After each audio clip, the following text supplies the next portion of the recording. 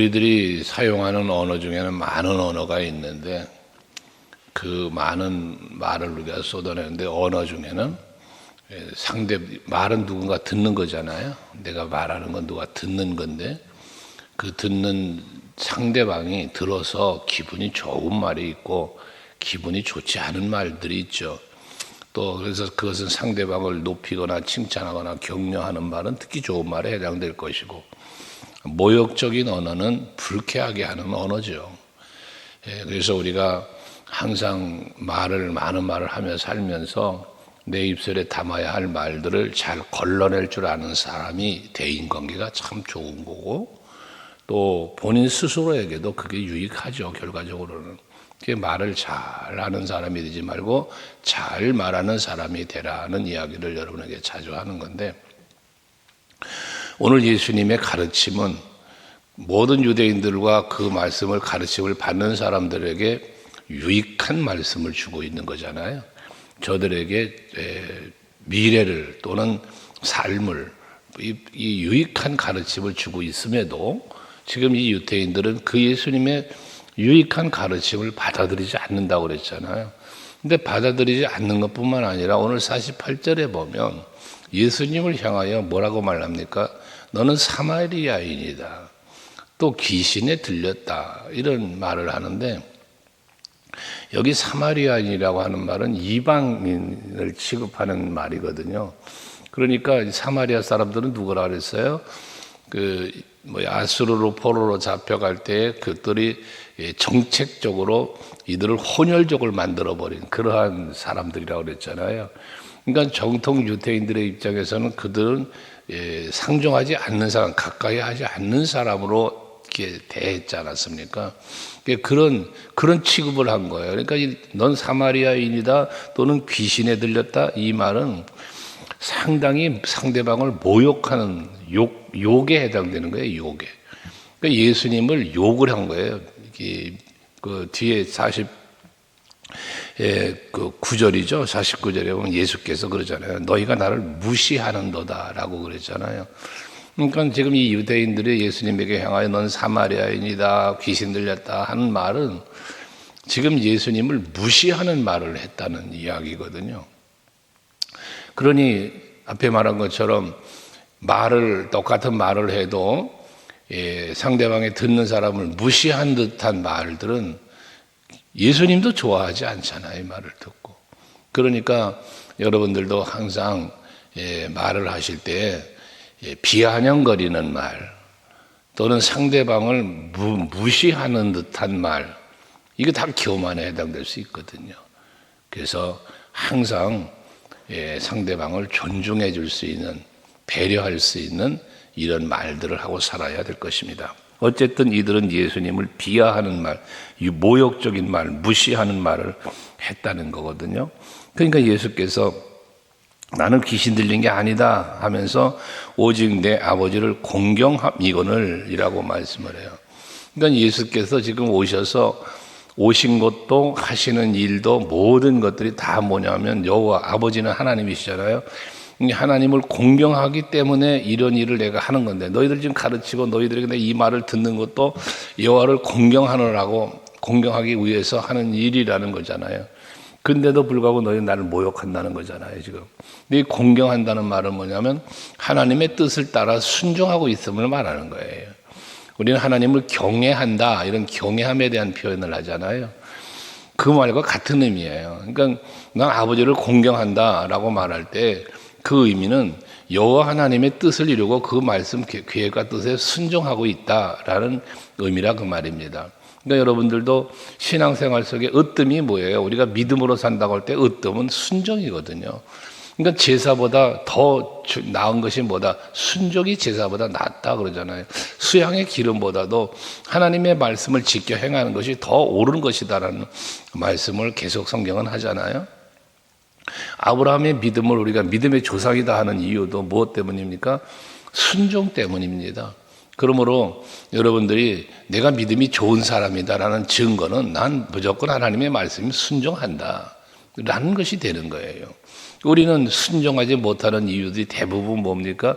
내 삶에 매여, 세상에 매여, 육신에 매여예요. 그래서 순종 못하는 사람들의 특징이 뭐냐? 핑계거리가 많아요.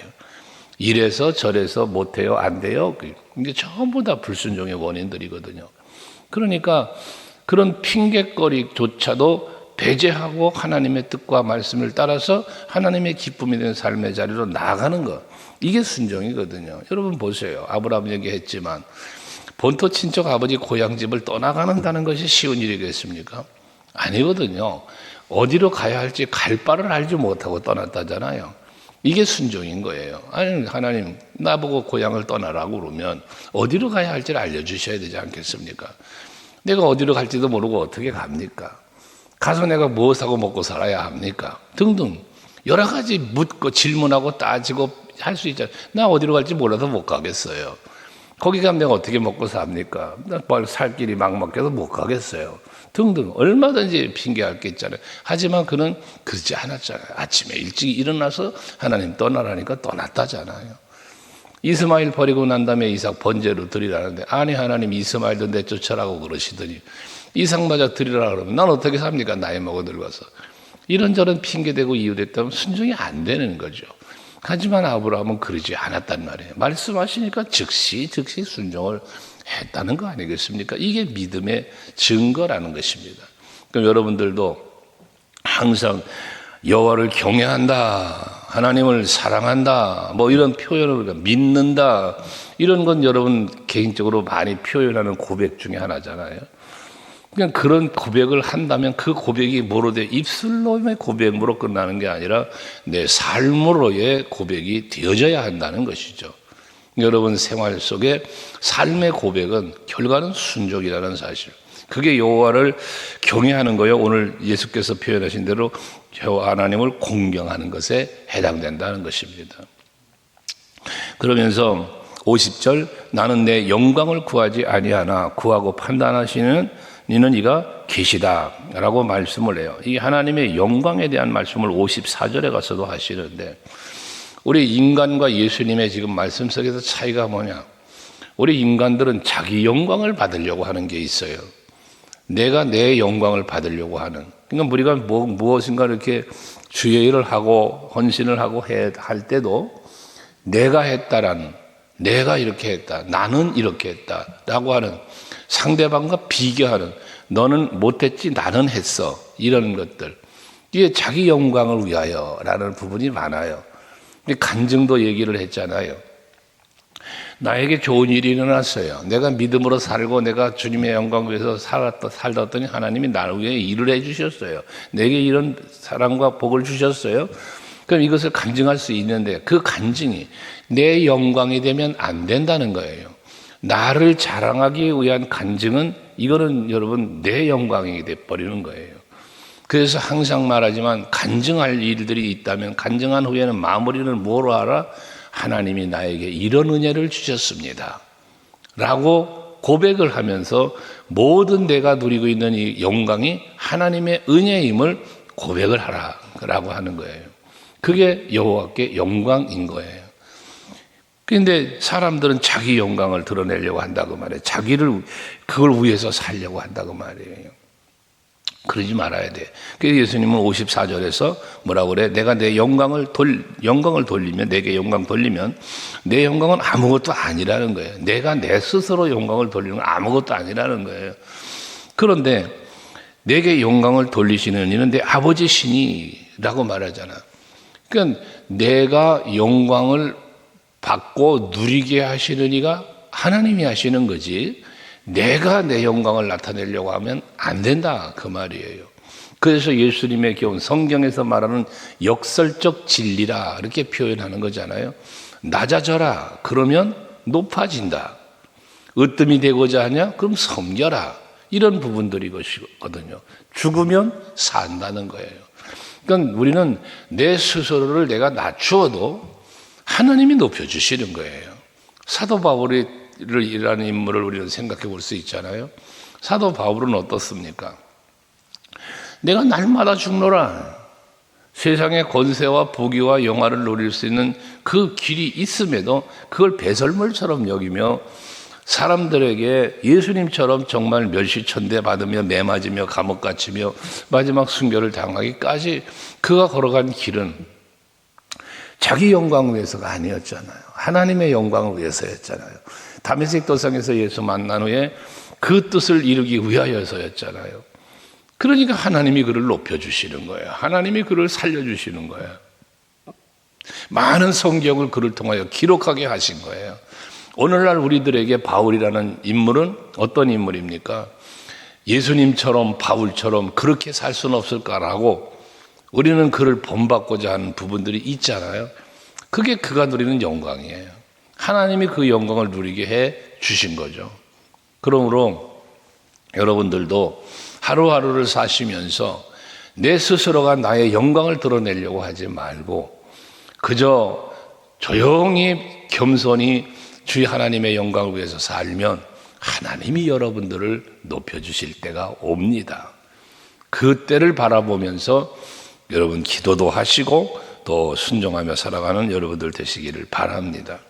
이 영광에 대한 이야기를 51절에 영광을 말하면서 51절에 사람이 내 말을 지키면 영원히 죽음을 보지 아니하리라. 영생의 이야기죠.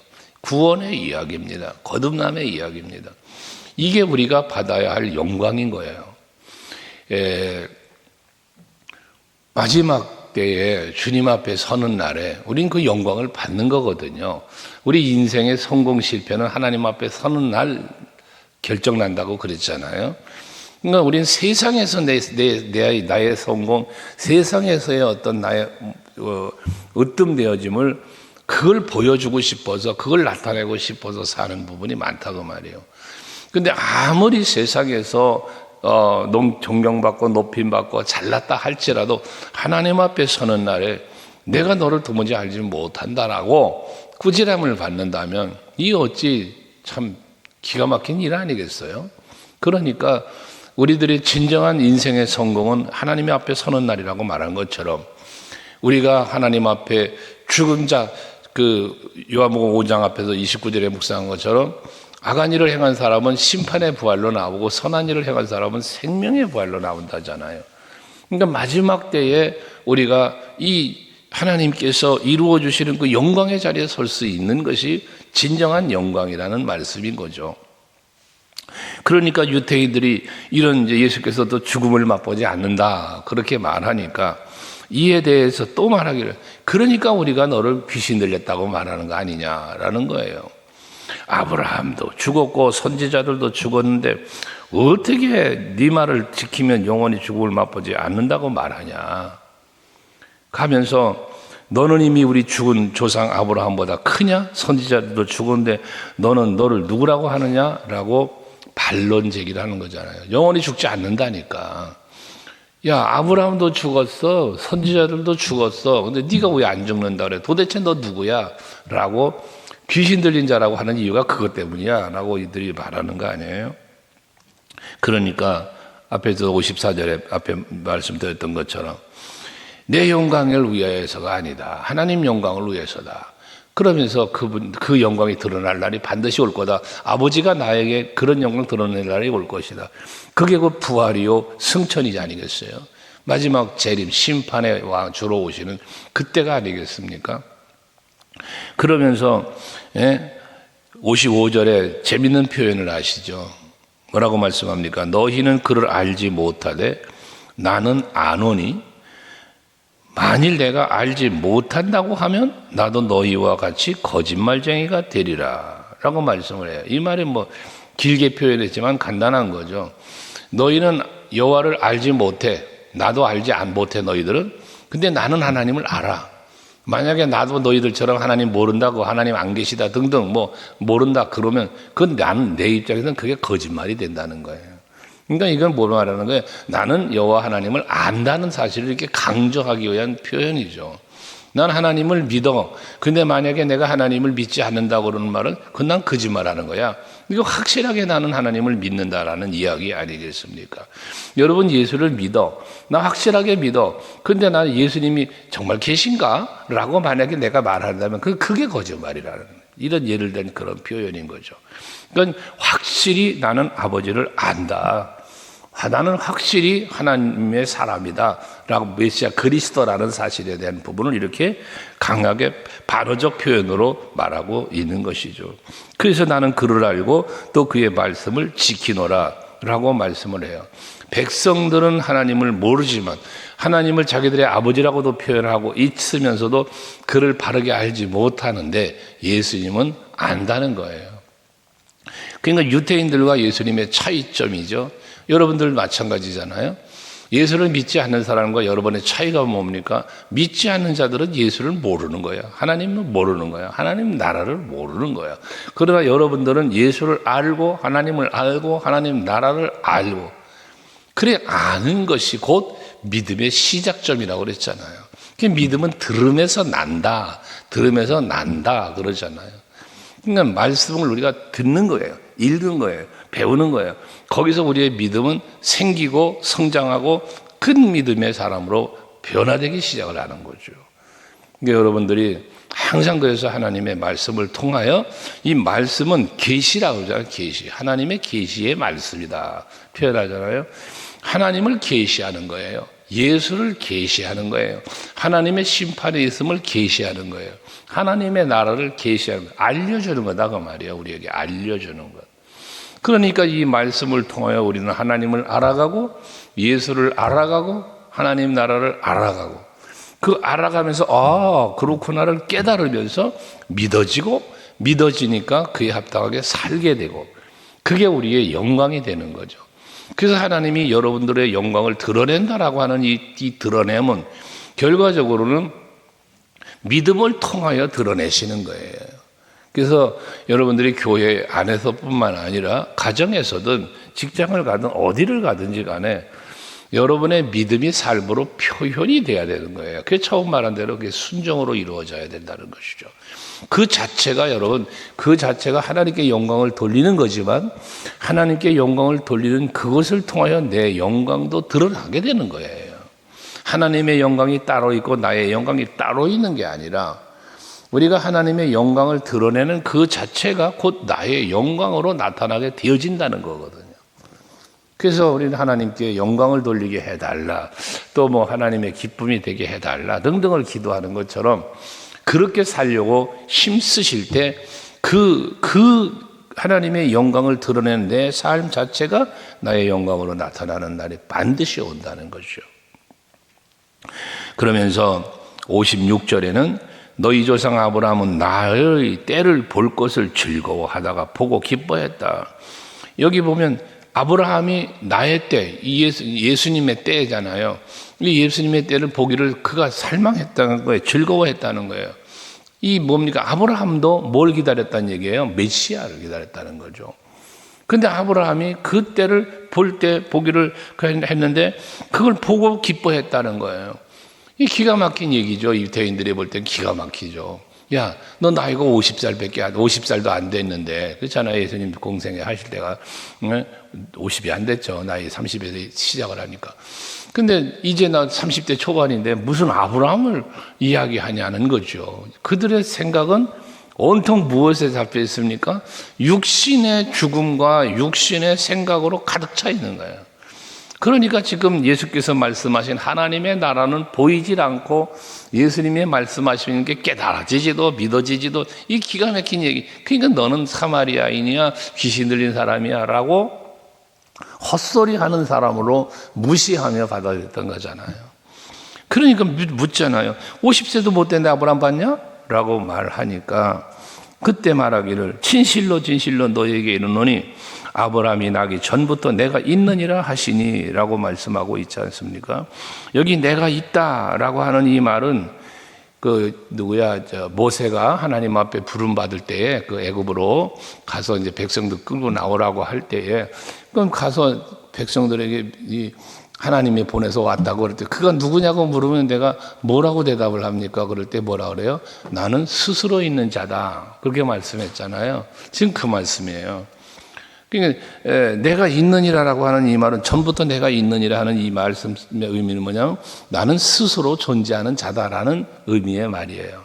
그러니까 예수님은 태초에 말씀이 계시니라. 요한복음 1장 1절 시작이 그렇잖아요. 태초에 말씀이 계시니라. 그 태초는 무슨 태초라고 그래서요? 창세기 1장에 말하는 태초와 다르다고 그랬죠. 창세기 1장 1절에 말하는 태초에 하나님이 천지를 창조하시니라는 이 태초는 인류의 시작점을 말하는 출발, 시작, 만물이 만들어지기 시작한 인류의 시작점을 말하는 태초라고 그랬잖아요. 그러니까 요한복음 1장 1절에 말하는 태초는 이 창세, 모든 것이 시작되는 시작점 이전의 영원의 세계죠. 영원 전부터 영원까지라고 하는 우리가 하나님의 존재를 말하는데 그걸 말하는 거예요. 그러니까 천지 만물이 지어지기 이전에 계셨던 예수, 그 말씀이 계셨느니라. 그 말씀이 누구를 말한 거였어요? 예수님이잖아. 그 말씀이 육신의 몸을 입고 이 땅에 오셨다는 거잖아요. 이게 예수님에 대한 표현이단 말이에요. 그러니까 예수님은 만물이 만들어지기 이전부터 계신 분이야. 그러니까 여기 지금 이들에게 표현하는 건 뭐냐?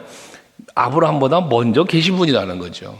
그러니까 아브라함이 볼 수 있고 만날 수 있고 아브라함을 위해서 섭리하고 일할 수 있었던 분이었다는 얘기예요.